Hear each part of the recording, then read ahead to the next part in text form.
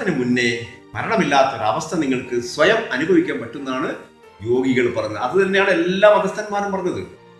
ഇന്ന് ലോകത്തിൽ കാണുന്ന എല്ലാ മതത്തിന്റെയും അടിസ്ഥാനം സ്ഥായി ഒന്ന് തന്നെയാണ്. ആത്മ അനുഭവം ഉണ്ടാക്കാൻ വ്യത്യസ്തമായ ഭാഷകളിൽ പറഞ്ഞു കൊടുത്തു എന്നല്ലാതെ മതത്തിന് യാതൊരു വ്യത്യാസവുമില്ല. ഇന്ന് എന്താണ് ചെയ്യുന്നത്? ലോകത്തിൽ ഏറ്റവും കൂടുതൽ യുദ്ധങ്ങളും നരഹത്യകളും നടന്നത് മതത്തിന്റെ പേരിലാണ്. ഈ മതത്തിന്റെ പേരിൽ ഇനിയും നരഹത്യകളും യുദ്ധങ്ങളും വരാൻ വേണ്ടി പോവാണ്. ഇത് ഇല്ലായ്മ ചെയ്യണമെങ്കിൽ വ്യക്തമായി മതത്തിനെ കുറിച്ചുള്ള ആഴത്തിലുള്ള പഠനം നടക്കുമ്പോഴാണ് വ്യക്തമായി മനസ്സിലാവുക. ഈ ഇന്ദ്രിയങ്ങൾ കൂടിയുള്ള ബോധത്തിന്റെ അപ്പുറത്തേക്ക് കടന്നിരിക്കുന്ന ഋഷികളും അതേമാതിരിയുള്ള പ്രവാചകന്മാരുമാണ് യഥാർത്ഥ കാഴ്ചപ്പാട് വന്നിട്ടുള്ളത്. കാരണം നമ്മുടെ ഉള്ളിൽ തന്നെ നമ്മുടെ ഇന്ദ്രിയങ്ങളെയും മനസ്സിനെയും ഓഫാക്കുന്ന, ഇന്ദ്രിയങ്ങൾക്കും മനസ്സിനും വിഷയമല്ലാത്തൊരു ബോധമുണ്ട് എന്ന് ഒരു വ്യക്തി എപ്പോഴാണോ സ്വയം തിരിച്ചറിയുന്നത്, ഉറങ്ങുന്ന സമയത്ത് മനസ്സിനെ ഓഫാക്കി ഒരു ആണിയുമ തൂക്കി, ബുദ്ധിനെ ഓഫാക്കി വേറെ ആണിയുമ തൂക്കി, മനസ്സുമില്ല ബുദ്ധിയില്ല, പക്ഷെ ഇന്റേണൽ ഓർഗനുകളെല്ലാം പ്രവർത്തിക്കുന്നുണ്ട്. അതിന് തോന്നിയ മാതിരി പ്രവർത്തിക്കുക അല്ല ചെയ്യുന്നത്. വളരെ പ്ലാൻ ആൻഡ് പെർഫെക്റ്റ് ആയിട്ടാണ് പ്രവർത്തിക്കുന്നത്. എങ്ങനെയാണ് പ്രവർത്തിക്കുന്നത് ചോദിച്ചാൽ, കഴിച്ചിരിക്കുന്ന പഞ്ചസാരയുടെ അളവ് ലെവൽ ചെയ്യണം. കൂടിയാലും മരിച്ചു പോവും, കുറഞ്ഞാലും മരിച്ചു പോവും. അതേപോലെ പ്രഷർ കൂടിയാലും മരിക്കും, കുറഞ്ഞാലും മരിക്കും. ഇതിനെ വളരെ കൺട്രോൾ ചെയ്യുന്ന, വളരെ ബോധത്തോടുകൂടി പ്രവർത്തിക്കുന്ന, ഈ ബോധത്തിന് വിഷയമല്ലാത്തൊരു ബോധം തൻ്റെ ഉള്ളിൽ പ്രവർത്തിക്കുന്നുണ്ട് എന്ന് ഒരു വ്യക്തി എപ്പോഴാണോ തിരിച്ചറിയുന്നത്, അപ്പോഴേ ആ വ്യക്തി മതസ്ഥനായി മാറുന്നു. ബോധങ്ങൾക്ക് വിഷയമല്ലാത്തൊരു ബോധത്തിന്റെ പേരാണ് ബോധാതീതമായ അവസ്ഥ എന്നാണ് ഋഷികൾ പറഞ്ഞിട്ടുള്ളത്. ആ ബോധാതീതമായ അവസ്ഥയിൽ നിന്നാണ് നമ്മൾക്ക് ഇപ്പോൾ ഉള്ള ഈ ബോധം നമുക്ക് ലഭിക്കുന്നത്. കമ്പ്യൂട്ടറിനെ പ്രവർത്തിപ്പിക്കുന്ന കയ്യിലെ കമ്പ്യൂട്ടർ പിടിക്കാൻ പറ്റില്ല എന്ന് പറഞ്ഞ മാതിരി ബോധം വേറെയാണ്, വസ്തു വേറെയാണ്. ബോധത്തിലാണ് എല്ലാ വസ്തുക്കളും ഉള്ളത്, വസ്തുവിലല്ല ബോധമുള്ളത്. ഇന്ന് ആളുകൾ തെറ്റിദ്ധരിച്ചിരിക്കുന്നത് വസ്തുവിലാണ് ബോധം എന്നാണ്.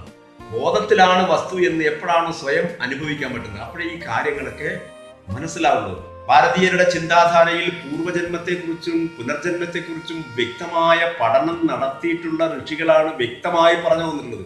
ആയുർവേദം പഠിക്കുന്ന ഒരു ആയുർവേദ വിദ്യാർത്ഥി ആദ്യം പഠിക്കുന്ന ശ്ലോകം അതാണ്: പൂർവ്വജന്മ കൃതം പാപം വ്യാധിരൂപേണ ജായതേ. പൂർവ്വജന്മത്തിൽ ചെയ്തിരിക്കുന്ന തെറ്റിന്റെ ഫലമാണ് ഈ ജന്മത്തിൽ രോഗങ്ങളും ദുരിതങ്ങളായി മാറുന്നത്. അപ്പൊ അവിടെ ചില ചോദ്യങ്ങൾ വ്യക്തമായും ചോദിക്കാനുള്ള അവകാശമുണ്ട്. എന്താണെന്ന് വെച്ചാൽ, പൂർവ്വജന്മം എന്ന് പറഞ്ഞാൽ അങ്ങനെ സംഭവം ഉണ്ടോ ഇല്ലേ? അത് നമ്മൾ ആദ്യം പഠിച്ചതിന്റെ ഒരു കുഴപ്പം അവിടെ സംഭവിക്കുന്നുണ്ട്. എന്താന്ന് പറഞ്ഞാൽ, നമ്മൾ പഠിച്ചിരിക്കുന്നത് ഭൂതം ഭാവി വർത്തമാനം എന്നാണ് നമ്മൾ പഠിച്ചത്. യഥാർത്ഥത്തിൽ ഭാവി വർത്തമാനം ഭൂതമാണെന്ന് നമ്മൾ എപ്പോഴും തിരിച്ചു പഠിക്കുന്നുവോ അപ്പോഴേ ഈ കാര്യം വ്യക്തമായി മനസ്സിലാകുകയുള്ളൂ. ഫോർ എക്സാമ്പിൾ, ഒരു വിത്തിന്റെ അകത്ത് മരം ഒളിഞ്ഞു കിടക്കുകയാണ്.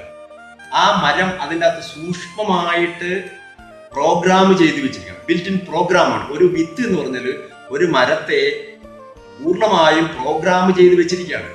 ആ പ്രോഗ്രാം നേരത്തെ ചെയ്ത് വെച്ചിരിക്കുന്ന അവസ്ഥയുടെ പേരാണ് ഭാവി എന്ന് പറയുന്നത്.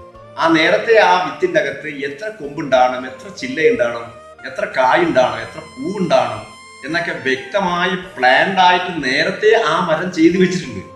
ആ നേരത്തെ ചെയ്തു വെച്ചതിനാണ് ഭാവി എന്ന് പറയുന്നത്. ഇതേമാതിരി നമ്മൾ എന്താവണമെന്ന് നമ്മുടെ ബീജത്തിന്റെ അകത്ത് നേരത്തെ അത് ചെയ്തു വെച്ചിട്ടുണ്ട്. തന്നെ ഹാർട്ട് എങ്ങനെ ഉണ്ടാവണം, ഹാർട്ടിന്റെ പ്രവർത്തനം എങ്ങനെയാണ്, കിഡ്നി എങ്ങനെ ഉണ്ടാവണം, ആ അതിസൂക്ഷ്മമായി പ്ലാൻ ആൻഡ് പെർഫെക്റ്റ് ആയിട്ട് നേരത്തെ ചെയ്തു വെച്ചതിന്റെ പേരാണ് ഭാവി എന്ന് പറയുന്നത്. ആദ്യം സംഭവിക്കുന്ന ഭാവിയാണെന്ന് നമ്മൾ ഒരിക്കലും തിരിച്ചറിയുന്നില്ല. ഈ ഭാവി എങ്ങനെ സംഭവിക്കുന്നുള്ള രസകരമായ കഥ പോലും നമുക്ക് പറഞ്ഞു തരുന്നുണ്ട്. പക്ഷെ നമ്മൾ ആ കഥയിൽ മാത്രം നിന്ന് കഥയില്ലാത്തവരായി മാറുകയാണ് ചെയ്യുന്നത്.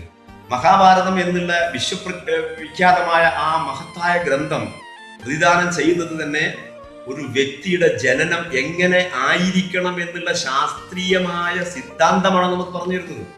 ഫോർ എക്സാമ്പിൾ, രാജഭരണം നിലനിൽക്കാൻ വേണ്ടി അനിയന്മാരുടെ ഭാര്യമാരിൽ സന്താനം ഉൽപാദനം നടത്തണമെന്ന് അമ്മ വ്യാസഭഗവാനോട് പറയുകയും, വ്യാസഭഗവാൻ പറയാണ്, അമ്മയെ എന്നെ അവരെങ്ങനെയാണോ കാണുന്നത് ആ രീതിയിലുള്ള സന്താനമാണ് ഉണ്ടാവുക എന്ന് പറയുന്നുണ്ട്. അപ്പോൾ മൂത്തവള് കണ്ണ് കെട്ടിയിട്ടാണ് സ്വീകരിച്ചത്. അതിന്റെ ഫലമായി കണ്ണ് കാണാത്ത ധൃതരാഷ്ട്രമുണ്ടായി. അപ്പോൾ വിത്തിടുന്ന സമയത്താണ് യഥാർത്ഥത്തിൽ എന്താവണമെന്ന് തീരുമാനിക്കുന്നു എന്നുള്ള അറിവ് നേരത്തെ ഭാരതീയാചാര്യന്മാർക്ക് ഉണ്ടായിരുന്നു. രണ്ടാമത്തവള് അറപ്പോട് കൂടിയാണ് സ്വീകരിച്ചത്. വെള്ള പുതച്ചു അറപ്പോടുകൂടി സ്വീകരിച്ചു. വെള്ള പാണ്ട് പിടിച്ച കുട്ടി ഉണ്ടായി. ഇത് ഒരു കഥയായിട്ടാണ് നമ്മൾ എടുക്കുന്നത്. ആ കഥയിൻ്റെ അകത്തുള്ള ഒരു ശാസ്ത്രീയമായ വശം നമ്മൾ എപ്പോഴാണോ പഠിക്കുന്നത്, അപ്പോഴാണ് ഈ പൂർവ്വജന്മത്തെക്കുറിച്ചും പുനർജന്മത്തെക്കുറിച്ചും നമുക്ക് വ്യക്തമായി മനസ്സിലാക്കാൻ പറ്റുന്നത്. കാരണം എന്ന് വെച്ചാൽ ഒരു വ്യക്തി അമ്മയുടെ ഗർഭപാത്രത്തിൽ ജനിക്കുന്നതിനെക്കാട്ടെ മുന്നേ, ഭൂമിയിൽ ജനിക്കുന്നതിനെക്കാട്ടെ മുന്നേ അമ്മയുടെ ഗർഭപാത്രത്തിൽ ജനിച്ചിട്ടുണ്ട് ആ വ്യക്തി അമ്മയുടെ ഗർഭപാത്രത്തിൽ ജനിക്കാൻ വേറെ എവിടെയെങ്കിലും ഇല്ലെങ്കിൽ ഒരു കാലത്തും അമ്മയുടെ ഗർഭപാത്രത്തിൽ ജനിക്കില്ല. ഈ ഭൗതിക ശാസ്ത്രത്തിന്റെ നിയമപ്രകാരം ഇല്ലാത്തത് ഒരു കാരണവശാലും എങ്ങനെയും ആർക്കും ഉണ്ടാക്കാൻ പറ്റില്ല. അപ്പോ ഭൂമുഖത്ത് ജനിക്കുന്നതിനെക്കാട്ടെ മുന്നേ അമ്മയുടെ ഗർഭപാത്രത്തിൽ ജനിച്ചു. അമ്മയുടെ ഗർഭപാത്രത്തിൽ ജനിക്കുന്നതിനെക്കാട്ടെ മുന്നേ വേറെ എവിടെയെങ്കിലും ഇല്ലെങ്കിൽ എങ്ങനെ അമ്മയുടെ ഗർഭപാത്രത്തിൽ ജനിക്കില്ലല്ലോ. അപ്പൊ അച്ഛനും അമ്മയും കഴിച്ചിരിക്കുന്ന ഭക്ഷണത്തിൽ കൂടി ബീജമുണ്ടാകുകയും ആ ബീജം സംഗമിച്ച് ഗർഭപാത്രത്തിൽ ആവുകയും ചെയ്തപ്പോഴാണ് സന്താനം ഉണ്ടാകുന്നത്. അപ്പോൾ അച്ഛനും അമ്മയും കഴിച്ചിരിക്കുന്ന ഭക്ഷണത്തിൽ വരുന്നതിനെക്കാട്ടെ മുന്നേ വേറെ എവിടെയെങ്കിലും ഇല്ലെങ്കിൽ എങ്ങനെ ഭക്ഷണത്തിൽ വരില്ലല്ലോ. അപ്പൊ ഭക്ഷണത്തിൽ വരുന്നതിനെക്കാട്ടെ മുന്നേയും ഈ വ്യക്തി ഉണ്ട്. അങ്ങനെ ചകഞ്ഞാലോചിച്ച് പുറകോട്ട് പോയി അത് അതിന്റെ ഉൽപ്പത്തി വരെ പോയി അത് സ്വയം അനുഭവിച്ചിട്ടാണ് പൂർവ്വജന്മം ഉണ്ട് എന്ന് വ്യക്തമായി പറഞ്ഞെന്നുള്ളത്. അല്ല വെറുതെ ഇങ്ങനെ എന്തെങ്കിലും പറഞ്ഞു തന്നൊന്നുമല്ല. അപ്പോ അമ്മയുടെ ഗർഭപാത്രത്തിൽ ജനിക്കുന്നതിനെക്കാട്ടെ മുന്നേ ഭക്ഷണത്തിലുണ്ടെന്ന് നമുക്ക് ശാസ്ത്രീയമായി തെളിയിക്കാൻ പറ്റും. അതിന്റെ പുറകോട്ട് പോയി കഴിഞ്ഞാൽ മഴയിലായിരുന്നു